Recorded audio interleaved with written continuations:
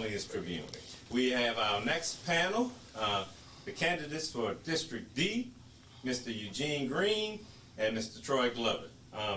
We again have a new panel. We have Courtney P. from WBOK. We have Anitra Brown from the New Orleans Tribune and CeCe Campbell Rock from Think 504 and the Louisiana Weekly. We're going to start this panel with Ms. Courtney P. from WBOK. Well, first, I'm sorry. The way it works is you'll get 3 minutes to introduce yourself, a 3-minute opening. Then we'll move into questions, and then you'll have an opportunity for 3 minutes of closing. We have a couple of breaks in between, so relax, take it easy. Welcome, and I guess we're going to start with Mr. Eugene Green. Introduce yourself and tell people all about you. Thank you to the Black-Owned Media Coalition for sponsoring this afternoon's event. And I'm just so pleased to be here to give me a chance to talk about why I want to be your next councilman representing District D.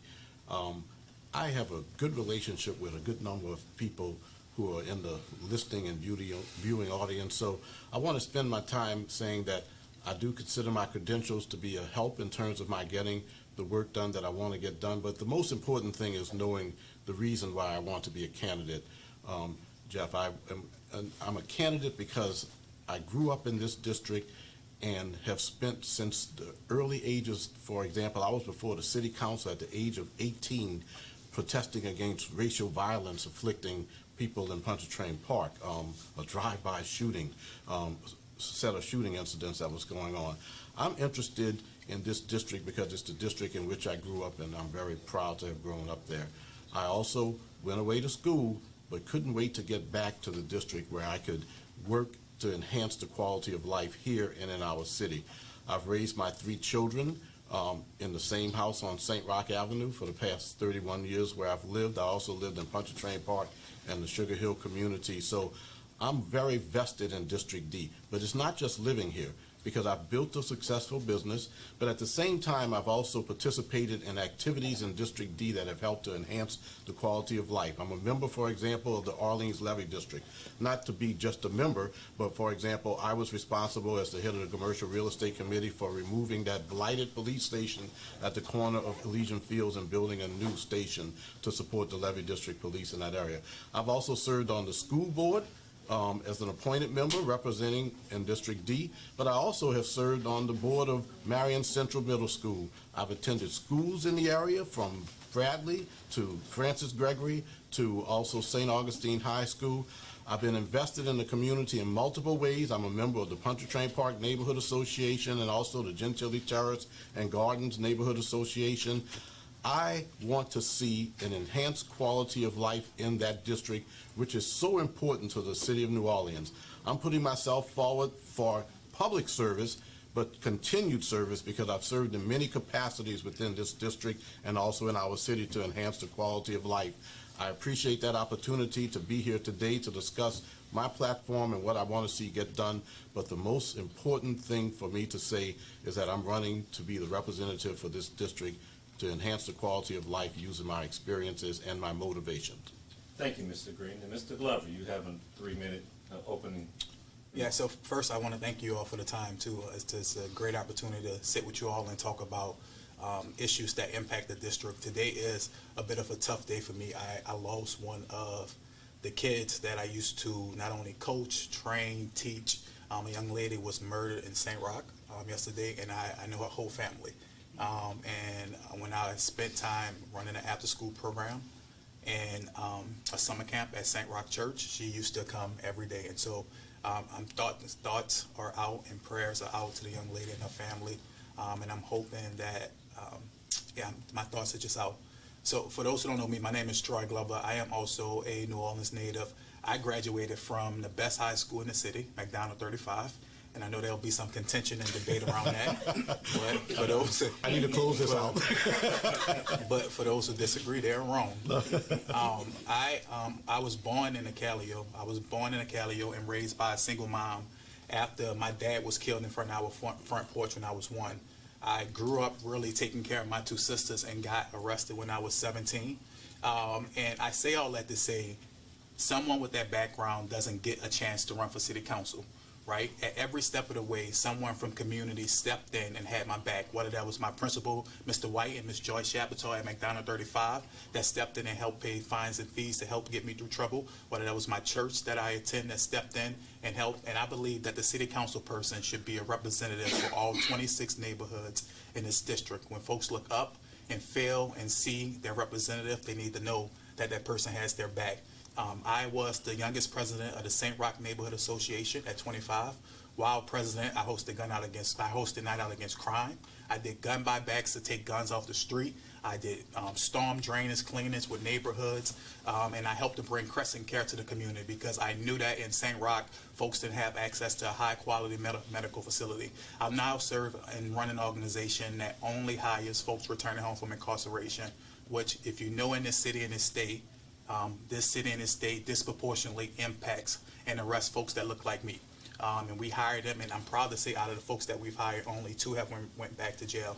And we cut down blighted lots across the city. And so I'm running for District D because my whole slogan is around reimagining what's possible.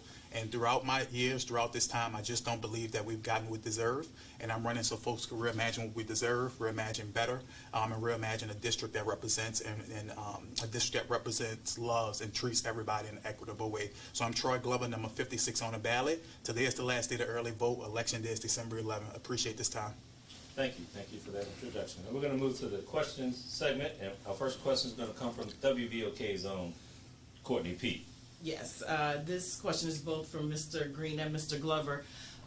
Getting the position, I'm sure, is top priority. You wouldn't have run if it wasn't. But constituents like to see you not only when you get the position, but before, and like to see what would you do if you didn't. So that's my question. If you don't win, what will you do for the community? How will they see you visible? And working on their side, and to maybe push the need on some of the things you would have done as a council person, but you still want to see happen? I can start. That's a great question. And I always say throughout this process that an elected official is just one way to serve. It's not the only way to serve. And that's why this is my first time running for office, because I took that call of service to heart. Because I felt Miss Shirley, who's a resident in St. Roch that's been there for 50 years, pushing and wanting better. I felt several young people in my neighborhood pushing and wanting better. And so I'll continue to work and move this district forward with the work that I do with my organization and hiring returning citizens, with the volunteer work that I do supporting the booster clubs, with the work that I do to push forward affordable housing in the district. The work doesn't stop for me. An elected official is one way to serve, and it's a very important way to serve because we can't miss opportunities, and we've missed opportunities. But the service doesn't stop for me. You know, when I say that someone with my background that was arrested at 17, that got into trouble, you know, I went and spoke at a school and a Desire, which is in a district, and they had about 20 or so young black males in there, and I told them I was running for city council. And once I finished speaking, they came up to me and they said, "Mr. Troy, you can do that?" Because they had never seen or felt something in this way. A representative that matters and that represents them in that way. And so for me, service doesn't stop, representation doesn't stop, and I'll continue to, if Mr. Green does, win support and hold him accountable, as we should be. Accountability is not a tech, to move this district forward for all 53,000 residents. Mr. Green. I serve our city and our area in a number of capacities that will continue. I do want to make it clear to everybody, I'd like to be elected to continue in the elected official capacity, but I serve right now as a mentor, which is probably the top thing that I do in our city, as a mentor with the Silverback Society, and we go into schools and we talk to especially young men. I happen to be assigned to the Jim Singleton Charter School. Assigned is not the right word, but I am at the Jim Singleton Charter School with 4 other very successful members of our community, and we talk to the young boys especially about the things that are possible. We let them see a businessman, a doctor, a lawyer, someone who works in government, and someone who is an accountant in my particular group. And we let them see that there are possibilities for them that go beyond some of the things that they've been thinking about. I'm a mentor with the Silverback Society. I also serve on a couple of boards which make a difference in our city, the Lakefront Management Authority, and I'm on the Minority and Women-Owned Business Development Committee of the Industrial Development Board, helping to make sure that when projects come before us that seek payments in lieu of taxes, reductions in taxes, that they still provide services to us. I also serve on the Gulf Coast Social Services Board, which is a board that provides social services throughout the state of Louisiana. I will continue that service.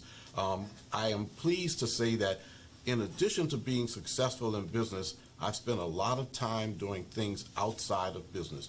As a coach, for example, as a mentor, as I mentioned, I'm 61 years a member of the same church, and our church is very active in the community with regards to support for our citizens who are in need. I will continue to do those things if I'm not elected, but I plan to be elected and to add that to the variety of the ways that I can contribute to the city in which I truly enjoy living. I will go on and do those things that a father does. I have a daughter in medical school right now. I have a son on his way to graduate school. I'm in business with one of my sons, a St. R graduate like yourself and Troy Henry. But I'm in business with one of my sons, and we're going to continue to do those things that enhance the quality of life in our city. What I am proud of is that in addition to serving on a number of boards that I've done, and also serving on a federal level as the Chief of Staff for a congressional office, as also the head of economic development under Mayor Morial, and also as the head of the New Orleans Regional Business Park, I have succeeded in those positions in helping to create jobs. But at the same time, because of my commitment to the city of New Orleans and its citizens, I've served in capacities where I'm able to see the difference that I'm able to make in our city and in our society. And I'm just so pleased to say that to those who are watching, that as an elected official, I will continue to do those things that enhance the quality of life in our city. If anything happened, and I would continue to do the exact same things that I'm doing now to enhance quality of life in our city, to create new job opportunities, economic development opportunities, to be out there to advocate for minority and women-owned businesses in our city, and to keep moving forward in our city. Sometimes we are down on our city a bit more than we should be, because maybe it's because I've been around for a while. At the age of 18, I was before the city council on a very serious issue. 40-some years later, I can just tell you that I've seen progress in our city, and I want to work to continue that progress. Thank you, Mr. Green. Our next question is going to come from the New Orleans Tribune and Anitra Brown. Ms. Brown. Thank you. Question is for both of you. I want the city council, and the city just allocated $2 million for a site reassessment of Garden Plaza. That is not a fully funded relocation, which is what many people believe. Which is what many people believe that should happen. So I want to know your position on a fully funded relocation. So it's a multi-part question. I want to know your position on a fully funded relocation of Garden Plaza. Based on that question, I want to know how you would work to engage the rest of the rest of the council, as well as the city administration, to move in that direction. And the third part is where the money's going to come from. Well, 3 parts. We'll start with you, Mr. Green, and you may have to come back and remind us of the 2 parts. First, I just want to make it absolutely clear, and I'm on the record, in fact, in writing. I favor a fully funded relocation of the Gordon Plaza residents. The number of houses is approximately 60. There are some issues that need to be addressed to get the exact number. But even if you gave those residents $500,000 each as a credit or a direct payment, that'd be $35 or so million, whatever it is. But the bottom line is that Gordon Plaza is a moral issue beyond the fact of people living on top of a former dump. A former mayor stood on that site and said that this would be a great place to build some new houses for you-know-who. It wouldn't have happened if it wasn't you-know-who. And it wasn't one of our recent former mayors, it was a mayor in the past. But it's a moral issue because it's a reflection on the racism that existed in our society that would even allow something like that to happen. And the society bragged about how these new houses were here, and everybody knew that there was still the smell of burning embers from some of the trash, the things that had taken place in the past. But the bottom line is that I favor a fully funded relocation. Our council, I would hope, recognizes that this is a big issue in our city. It's symbolic. It's already been identified as an EPA Superfund site, so it's not something new. It's been discussed for a while. There is documented evidence of people dying and people having higher rates of certain types of cancer who've lived there. man, what's incredible is that it's taken this long to get it done, and at the most, you might be talking about a $35 million relocation. I would get the money from a couple of sources. One is that, very honestly, I see bond issues that are done where the city pays the bond issue back in a variety of ways. A $35 million bond issue is a possibility. But also, it's important to recognize that maybe for the first time in an incredibly long period of time, we have a president who has said, Joe Biden, for whom I was a delegate to the convention and who I know, is committed to addressing issues of environmental racism and how they have impacted our community today based on what was done in the past. I believe that there is a federal option out there to get the kind of monies that we need, maybe combined with city support to do a fully funded buyout. I understand that there's a potential for using that site for a solar farm. Fine. Buy everybody out and potentially use it as a solar farm and get the money back through savings generated by that. But on the record, a fully funded buyout, I'm in support of. I would rally the council behind the moral issue of it, in addition to the legal issue. And also, I support getting the monies from the federal government through the Environmental Protection Agency. I attended a meeting recently in Gordon Plaza where the director of the Environmental Protection Agency was there, and he pledged to help out. So since he said he's going to help out, let's call on him to make the money available because it's a state, local, and federal issue. All right, we're going to get all 3 parts of that answer? That was all 3 parts of that Yeah, answer. that's a very good answer. Now, Mr. Glover, you have the same charge here. Yeah, I am also in full support and on the record to support the residents in Garden Plaza. We just approved a $1.4 billion budget, and the city has been trying this new form of budgeting called zero-based budgeting model, where the city is looking at different departments across the city to see what departments are performing well and which departments aren't, and being able to move money, not having to wait so long to move money. I think that's a great potential too, because I think it will cost around 35-40 million. I think that's a great potential to be able to move some funding that we currently have toward the full relocation of Garden Plaza. And the second thing I'll say is, most times when it comes to issues that impact Black and brown communities, folks ask for a survey or a study or some research, right? We've done enough of the surveying, of the studying, of the research. I think it's time for someone to step in and actually champion that issue in a way that I've been a champion for my neighborhood when I was the president of the St. Roch Neighborhood Association, and where I've been a champion for returning citizens. We need someone that's going to actually hold the issue and champion the issue and force other council members to look deep into the budget and figure out how we move those folks. Environmental racism is a real thing. And this is generational. And so ensuring that we have someone that's going to be hold folks accountable and enforce it, it will be a huge priority for me. And I think we can find the money in the budget, just like we found the money for other things, right? That's a priority. The budget is a moral document for what our priorities are, right? And if we say moving the folks in Garden Plaza is a priority, we should find the money to do so. Thank you very much for all 3 parts answered again, right? Very good answer as well. Well, we're going to take our break here. You're listening on WBOK 1230 AM. The oldest Black-owned radio station in the Gulf South, the fastest growing radio station in the Gulf South, the oldest Black-owned radio station in the state of Louisiana, and the 3rd oldest in the country. It is, another one of the iconic institutions of the Black-owned Media Coalition. We'll be right back with more questions and answers from our candidates from District D. Stick with us.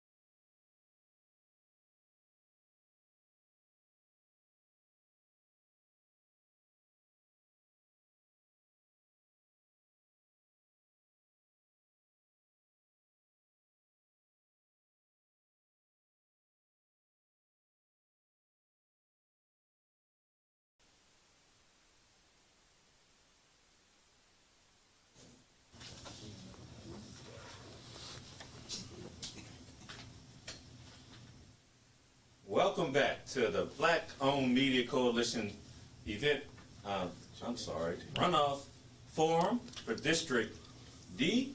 We have two candidates with us, Eugene Green, Troy Glover. We're in the middle of questions, and our next question is going to come from Cece Campbell Rock of the Louisiana Weekly and Think 504. Yes, well, I live in District D. I'd appreciate your vote. Yeah, well, but I'd earned appreciate it. somebody doing something about replacing the swimming pool in St. Roch Park. That park is, I just don't even have the words for it. The park is ridiculous. There's nothing there, okay? But you go over to Stallings near Poland, and it's got a brand new building. It's got a community center. It's got a swimming pool that's brand new. It probably is heated. So that's one problem. Then we have the bike lanes, okay, on one-way streets. That's a serious problem. I would like to know. So the potholes, I mean, I can go on and on, but I'm not going to do that. What I'm going to do is ask a question. Passion question from C.C. Campbell Rock is coming.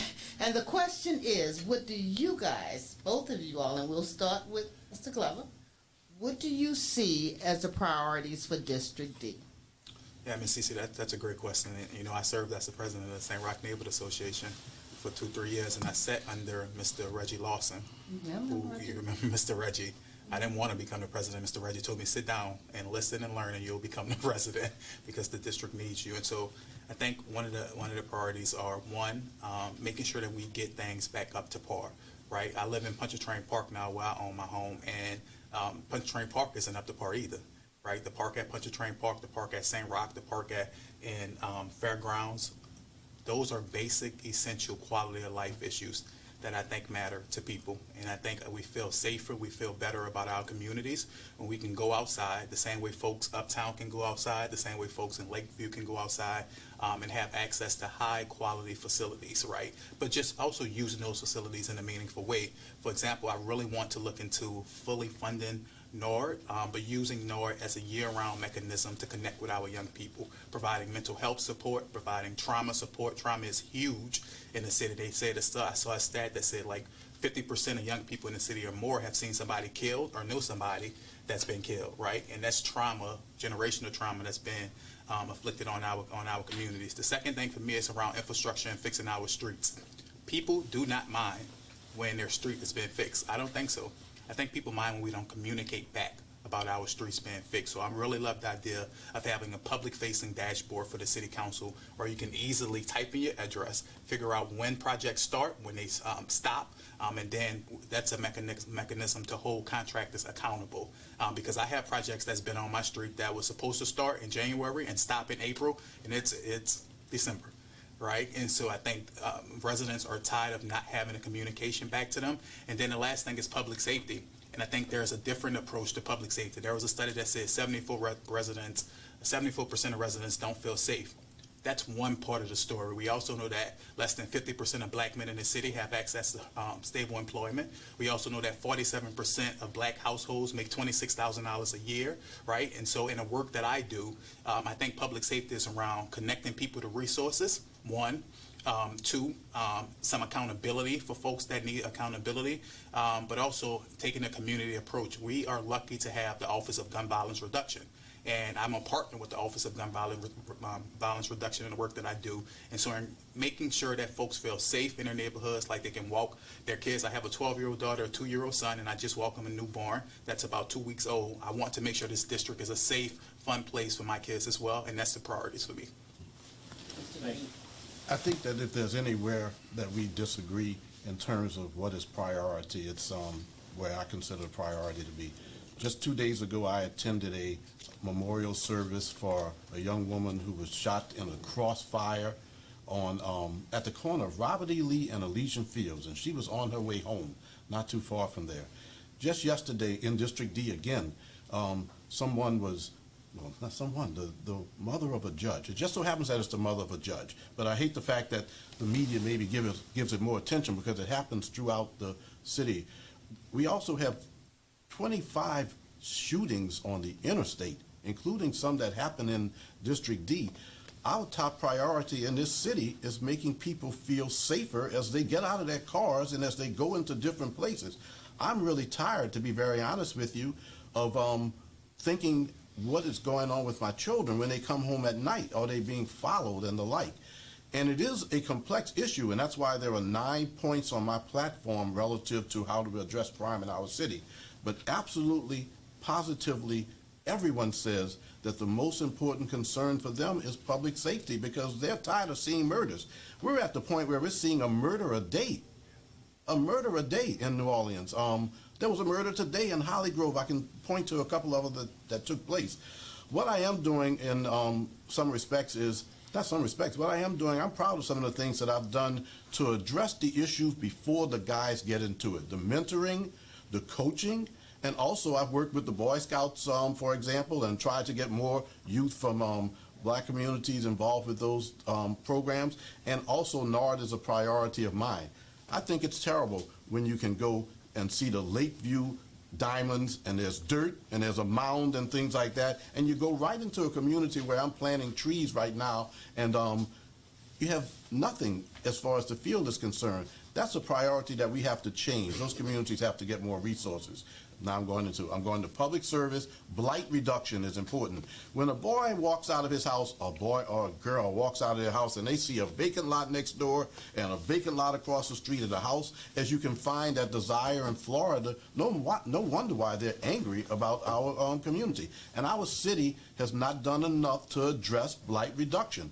There are federal resources that are available for it too, but we've got to get more resources into safety and permits and code enforcement, for example, to hold people accountable when they have blighted and overgrown properties. But coming with that is also some potential assistance if they need it, which is providing successions and wills assistance and the like. I'm not just for taking everybody's property, but if it's overgrown and it's causing a blight in the community which affects the quality of life and the way people think about their quality of life, we've got to do something to address it. And the third thing is programs in general for mentoring. That is a priority for me. I will tell you that I will try to find money in the budget, as has been found in other cities, for a real live private sector generated mentoring program in areas where we know that there is a need. The Silverback Society with which I work does a great job of going into our schools and talking to young men, but they don't get around to enough schools, and to be very honest with you, there has to be some sort of funding sometimes to make that happen. I think that government can find it within its purview, or will find it under me within its purview to be able to fund those. So again, public safety, crime, too many shootings going on, and I'll disclose to you all that I was carjacked during this campaign, but you'll hear about it more later on. I have a right to get out of my car and put my key on the floor and not have to worry about young boys following me in a car to take the keys, to take my car, and then run into somebody like they did on Parish and Milton and injured them. And I'm sorry, I ran out of space. Thank you. Our next question is going to come from Courtney P. WBOK, the oldest, fastest growing radio station in the North Side. And it's what New Orleans is talking Yeah, about. what Yes. New Orleans is talking about. Thank you. I do have a constituent question that's specific to Mr. Glover, and I'm gonna beef it up a little bit. You will be new to the city council and in some ways to politics and things like that. Could you address what your learning curve could be and how you will manage that in the term so it doesn't become a hindrance? And then also, some people say that you can have these big ideas before you get there, and then you get in there and you realize what politics really is. How will you withstand some of the other side of the coin type of issues so that you can deliver what you promised? Yeah, that's a great question. So first, to address your first question, I think when the spirit of collaboration comes from the work that I've already been doing, my plan is to take that to the city council. I've been at city council meetings representing and speaking on behalf of communities in this district. So I'll take that with me. I know what it is to reach out to your council person and not be able to get in touch with your council person. So I'll take that with me. I think that's a spirit of what I plan to bring to the council, which I think is a big piece of it. What's the second question? And then how will you withstand the other side of the coin? People say you can, especially when you're green, you can say what you want, then you get there and there's something different. Yeah, there's a saying in New Orleans that you have an old soul. I think I have an old soul, and this has been about practical work. I've executed contracts with the Department of Code Enforcement, not just talking about it, but executed and helped to bring $1 million to the city to cut down blighted lots across the city. That's something that I've done. I've hired folks returning home from incarceration, which is a priority, and which we know that if someone commits a crime, it's less likely for them to commit a crime. So if they have access to employment, and so that's decreasing the recidivism rate. That's something that I've done, right? And so a lot of the things that I'll bring to the council, some will be big, fresh ideas because we need big, fresh ideas. A lot of what we have just hasn't worked. When canvassing and talking to neighbors across this district, I say, are you happy? Are you proud? Do you love what we've had over the past years? Are you okay with the leaders that's represented us over the past years? And they say no. We've had folks that's been around for a long time that have empty promises and say they'll move things forward, but we haven't gotten that. And so I think people want to see new, fresh ideas. People want to reimagine what's possible, but people also want the basic quality of life issues that matter, whether or not they can walk out their door and feel safe, whether or not the street in front of you is being fixed, whether or not you have access to housing, whether or not people that live and make the city what it is can stay in the city. People want that and believe we can have that. And so as I am a little bit younger than Mr. Green, that's a fact, but that doesn't change the fact that the work that I've been doing, passing legislation at the Juvenile Public Defender's Office, working and fighting for early child care education, the issues that matter to this district, I've been in that fight. And so my plan is to bring that to the council and make sure that all 26 neighborhoods is represented across and on the city council level. Thank you, Mr. Glover. Our next question again is from Anitra Brown of the New Orleans Tribune. Thank you, and my question is for both of you. Mr. Green, you could answer first. And I'm not sure exactly what the number is, but if the proposition that's on the ballot passes, the second proposition, the money that is created from that revenue will go 100% to the housing fund. Affordable housing is an issue in our city. Talk to me about specifically District D. How will you work, if elected to the council, to address those issues and use the funding that's allocated to best provide and create affordable housing opportunities across the district and New Orleans? That is a good question, and I will tell you that I have experienced firsthand. I own a couple of properties that have 99-year affordability. So for 99 years, someone who is at 60% or less of AMI will be able to rent that property at a reduced interest rate, at a reduced rate. No. But the bottom line is that I was able to do that because there are incentives in place, not just the NIF fund, but other funds that incentivize the developer to take the lower rent for longer periods of time, because it's going to have to be incentivized. The same property that I own where I tore down a blighted property and built a new one, I could be renting the units for much more if it were just on the market. So I would like to see more incentives. Certainly the NIF fund is one way of providing some of those incentives, but we just need to continue to do those things, if it's tax deferments or the like, those things that reward affordable housing. I'm working on a 22-unit affordable housing development right now, which, because it works with institutes and the city and the Louisiana Housing Corporation and the like, will offer 99-year housing for up to 99-year housing for 22 residents. It's a concern in our city. One of the things that has to happen is that the bureaucracy has to be reduced. There is too much bureaucracy associated with getting developments done in our city that are designed to provide affordable housing. And it would take me more than 3 minutes to tell you about the hearings and the meetings and the letters that I had to do and the follow-up on those letters to get these projects done that I'm working on right now. But I was also patient, and I'm pleased whenever I drive throughout the city and I see a couple of properties that I own that I know that the tenants who are in there now are comfortable with the things that they need to be more energy efficient and also to have lower bills and lower rents. I'm just pleased to have an opportunity to say that I participate in that program. I'm a strong proponent of affordable housing. It is good for the economy in addition to being good for people, and I will do all that I can to make available incentives and to encourage people to look at affordable housing in addition to market rate housing, but affordable housing first as an option, because we could have a much stronger city if we had people paying less of their income on rent and maybe investing more in the things that are important to them, health care, for example, and transportation, adequate transportation and the like, and that is one of my motivations for getting involved with affordable housing in the first place. So I kind of used a lot of words, but I hope I was able to get to the point of I'm a strong proponent of affordable housing. I'm a strong proponent of making resources available on the public sector and incentives to get more of that housing done. And I think that I will be a great advocate and will see and help people to work with the city of New Orleans to increase the number of affordable housing units in our city, of which there is a need for thousands. Thank you. Mr. Glover? Yeah, same and question. to answer your question directly, the amount of money is $3 million, and it's been a $3 million millage that's been in place for the last 20 years that goes toward affordable housing. The city set out to create 7,500 units of affordable housing over the past 5 years. We've created 1,200.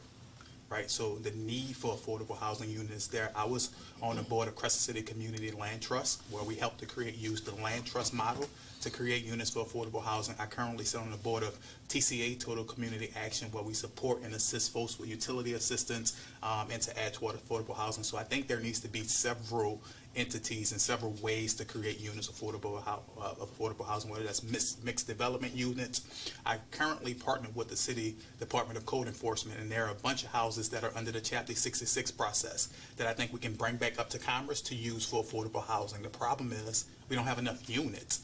And at the end of the day, we have to create more units so that our people who make this city what it is can afford to stay. And I'm not just talking about units for folks to rent, units to create avenues for home buying for Black and brown communities and people, that's the solution for me. So creating more units, having a diverse portfolio in how we create, and making sure we get to that number of 7,500. Okay, our next question is going to come from C.C. Campbell, legendary writer in the city of New York. Well, we've discussed with some of the other candidates the issue of gentrification. It is a huge problem.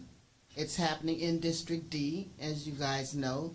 There are a lot of abandoned properties and vacant properties, and developers are coming in, they're building them out, they're renting them out. We really don't know who our neighbors are. But my issue, and this is what I want to ask, if you guys can deal with this, is that when you go to pay your property taxes are going up, by the way, with the gentrification. When you go to pay your property taxes, you can go to City Hall and go in there and pay a portion of your taxes. But if you go online to pay your taxes, they want the full amount right then and there. There's something that's not fair about that process. I ran into that after Katrina, and I was living in California, but I had to pay my property taxes from there, And the thing was, no, I couldn't pay portions. I had to pay it all at once. But that if I'm here and I'm walking into the Treasury Department, I can pay a portion of it. So what can be done, what you guys propose to do to make a fair way of paying our taxes, which are rising because of gentrification? And also, I would piggyback on to her question. Say, how can we affect gentrification? Can we do anything about it from the city council's level? That's a great question, and I again, as the president of the St. Roch Neighborhood Association, I seen my neighborhood completely change, and the dynamics of my neighborhood completely change over 3 to 5 years. And a good example of what draws gentrification is the St. Roch Market. I don't know if you remember what the St. Roch Market used to be, but it used to be a seafood hub where folks could go and have access to affordable food. It's not that anymore, and that's a decision that the city council make. The St. Roch Market is essentially a glorified food court that attracts folks that's not mostly from New Orleans. And so I think really thinking about the type of development that we bring into St. Roch and how that and thinking about how that impacts neighbors in every decision that we make.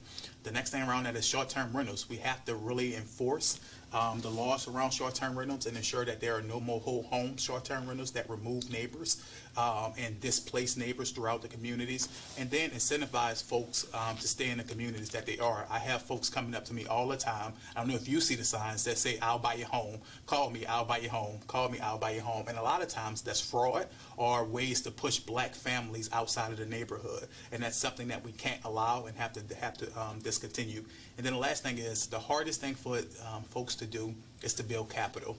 whether that's a new business, a black-owned business. We know that businesses go out of business in around 3 to 5 years. That's because they don't have the capital. I think the city can provide the capital that businesses need, so that when they employ folks, it's from the neighborhoods. When they support their families, they can stay in the neighborhoods and then work to build a better and more inclusive neighborhood together. And I think I kind of stepped on CC's No, question a little bit. that's fine, Well, the question because it is about, an issue of gentrification, right, making our property taxes go up, and then the methodology by which you pay your taxes is unfair, because if you're not currently in the state, as I was for a moment because of Katrina, then you had to pay this full amount. So I don't know Right. So- anybody that has like 25 grand laying around or 2,500 laying around, but getting close to the break, I just want to give you maybe 30 seconds but to back to say. the gentrification Right. in District D. But you brought up another great point, which is the pain of only full payments online versus having to go, the inconvenience of having to go into City Hall. Do you think you can do anything about that? Yeah, I think it's about making it more accessible and affordable. And you know, the tax assessor, it's its own entity, but I think the city council has the ability to put pressure on several entities and several city departments to make sure that we're representing all 26 neighborhoods well. Thank you. Mr. Green, same question. Well, that's a finance department issue that seems that you should be able to get around it pretty easily if it takes an ordinance.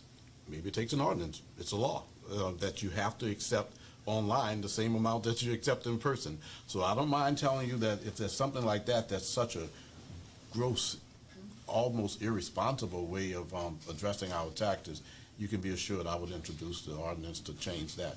The issue of gentrification is something that I work on as a realtor from time to time. There are some people, and I don't want to simplify because there's a lot of other things going on, but there are a lot of people who don't know about their age, for example, freeze, the exemption. You'd be surprised, and we talk about that, and I go on shows and talk to people about it all the time.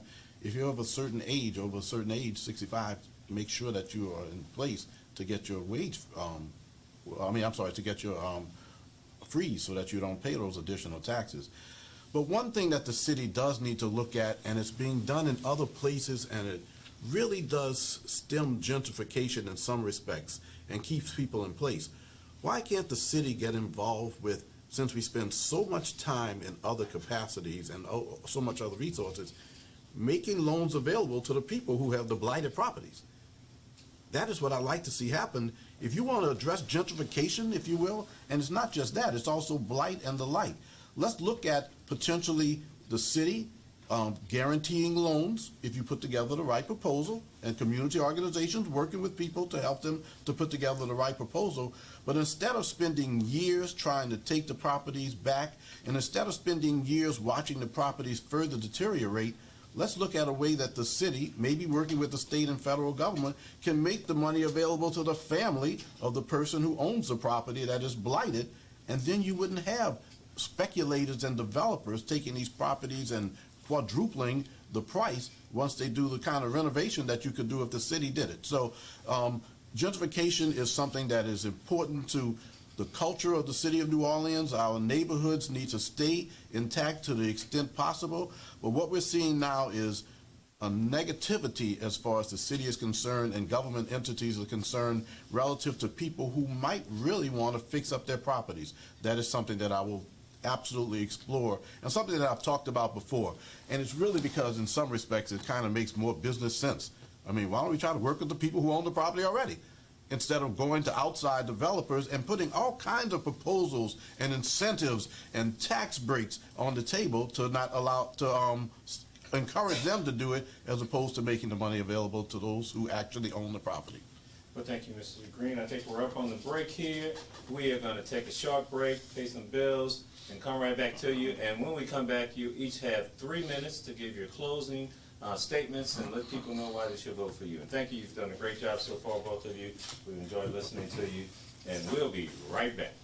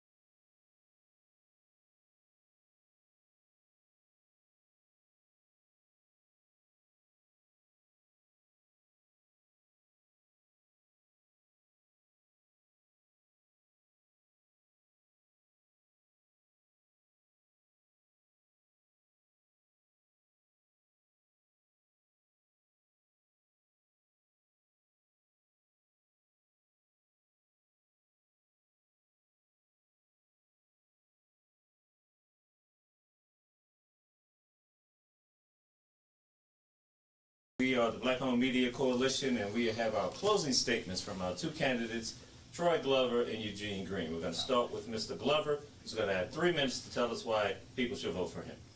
I want to thank you all again for this opportunity, and specifically want to talk to the great folks in District D. I think right now we have an amazing opportunity to finally choose progress for this district. One of my favorite quotes from James Baldwin says, not everything that is faced can be changed, but nothing can be changed until it is faced. I heard some folks in the background repeat that. Again, my name is Troy Glover. I am the father to my 12-year-old daughter, Trolia, who attends Hines, my 2-year-old son, Deuce, who's at daycare running around, and my newborn. I am a New Orleans native. I graduated again from the best high school in D-City, McDonough 35, and I've been fighting for this district for my entire life. I'm not running for office to be elected. This is my first time running. I'm running because the folks in this district deserve an advocate in City Hall that will always fight and put their needs first. I'm proud to have the support of Mayor Cantrell and the DA Jason Williams as we tackle some of the toughest issues we face in this district, whether it's around delivering city services or public safety. I'm excited for that partnership to move things forward. We have so much at stake, whether that's around trash being picked up, young people dying on the street, affordable housing, all issues that matter so much. And right now we need someone in City Hall that's going to always fight and put us first. So I'm excited to be that person. Please do get out and vote. Again, I'm Troy Glover, number 56 on the ballot. Early voting ends today. Please go vote, and Election Day is December 11th. Thank you again for this time. Love y'all, appreciate y'all. Let's go win this thing together. Thank you. And Mr. Green. Thank you to the Black-Owned Media Coalition for this activity this afternoon. This was a great way to spend an hour on this last day of early voting, and I want to encourage those who are watching and listening to know that Election Day is next Saturday, December the 11th. Let's have everybody out to vote on that day. It's a very important and cherished right that we all have. Right now, I'm a little disappointed in terms of the turnout. Folks, let's get out there because these elections are as important as any other elections that we face, especially with regards to zoning matters, crime prevention, and the like. So let's get out there and vote.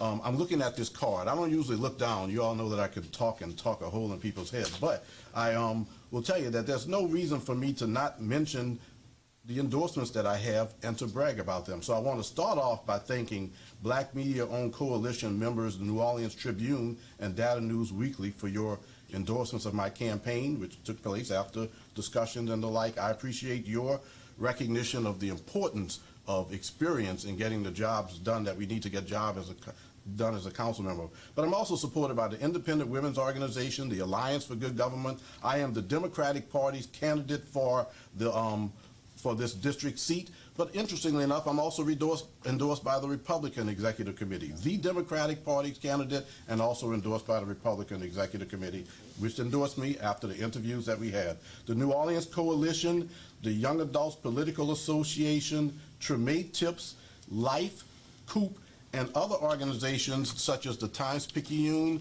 have decided that experience matters, and this is a very important point in the history of our city. We are at a crossroads. As I mentioned, there are issues out there that really need to be addressed.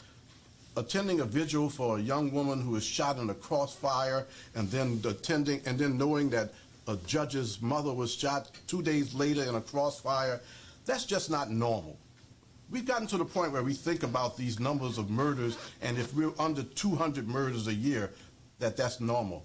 It's just not normal, and I think that we can do something about it. Again, finance mentorship, also a more proactive role in identifying resources that can help to enhance our police department, even if we're not going to have the number of officers that we want to have, because that's going to be a challenge for a while, but you can use technology to enhance that. But what I'd like to do is to change the narrative here. It is not right for some of the young men to be doing the things that they're doing. I was carjacked by a young man who's looked to me, said, I do this all the time. And I was scared because I'm afraid of guns. When I found a gun in my car that had been run into someone else and injured him at the corner of Parish and Milton, I am tired of that, and I think that we can do something about that. But while I'm tired of it, I don't want to see mass incarceration, but I want to see the city use its resources to provide mentorship, to get rid of blight, and to do those things that make our city safer. So I've tied into it reduction in crime, blight, and more programs for our youth, the things that I've been doing so far. Well, there's 30 seconds. I didn't see the 30-second thing. Yeah, 30 seconds. Okay. I'm Eugene Green, number 57 on the ballot. This is not a time for experimentation. This is a time for using experience to get the ordinances, the resolutions, the public hearings, the investigations done that are the awesome power of the City Council. I'm looking forward to representing the residents of District D, where I grew up, to enhance the quality of life using those resources. Please, everyone, be sure to vote, and I look forward to working and serving you as your council member for District D. And thank you again, Black-Owned Media Coalition. Thank both of you. Congratulations and best of luck to both of you.